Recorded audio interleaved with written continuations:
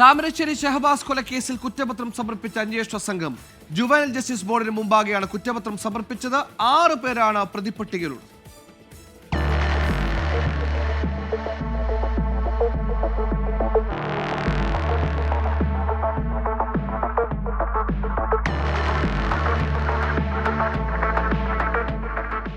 പത്താം ക്ലാസ് വിദ്യാർത്ഥിയായ ഷഹബാസിന്റെ കൊലപാതകം നടന്ന് 85-ാം ദിവസമാണ് കുറ്റപത്രം. 1800 പേജുള്ള കുറ്റപത്രം ജുവനൈൽ ജസ്റ്റിസ് ബോർഡിന് മുൻപാകെയാണ് അന്വേഷണ സംഘം സമർപ്പിച്ചത്. 10ാം ക്ലാസ് വിദ്യാർത്ഥികളായ 6 പേരാണ് പ്രതിപ്പട്ടികയിൽ. 107 പേരുടെ സാക്ഷിമൊഴികൾ ശേഖരിച്ചു.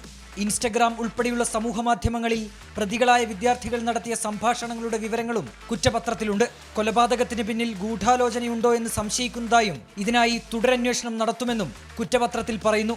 യഥാർത്ഥ കുറ്റവാളികളെ നിയമത്തിന് മുന്നിൽ കൊണ്ടുവരണമെന്ന് ഷഹബാസിന്റെ പിതാവ് ഇഖ്ബാൽ. പ്രതികൾക്ക് പരമാവധി ശിക്ഷ നൽകണമെന്നും ഇഖ്ബാൽ 24-നോട് പറഞ്ഞു. അന്നും ഇന്നും ഞാൻ പറയുന്നത് ഇതിന്റെ പിന്നിൽ ഗൂഢാലോചനാപരമായിട്ടുള്ള കാര്യങ്ങളുണ്ട്. കുറ്റകൃത്യം ചെയ്ത കുട്ടികൾക്ക് പരമാവധി കിട്ടാവുന്നതിൽ വെച്ച് ഏറ്റവും ശിക്ഷ അവർക്ക് വാങ്ങിക്കൊടുക്കുക എന്നുള്ളതാണ് നമ്മളുള്ളത്. ട്യൂഷൻ സെന്ററിലെ വാക്കുതർക്കത്തിനു പിന്നാലെയുണ്ടായ ആക്രമണമാണ് ഷഹബാസിന്റെ കൊലപാതകത്തിലേക്ക് നയിച്ചത്. നഞ്ചക്കുപയോഗിച്ച് തലക്കേറ്റ അടിയായിരുന്നു മരണകാരണം.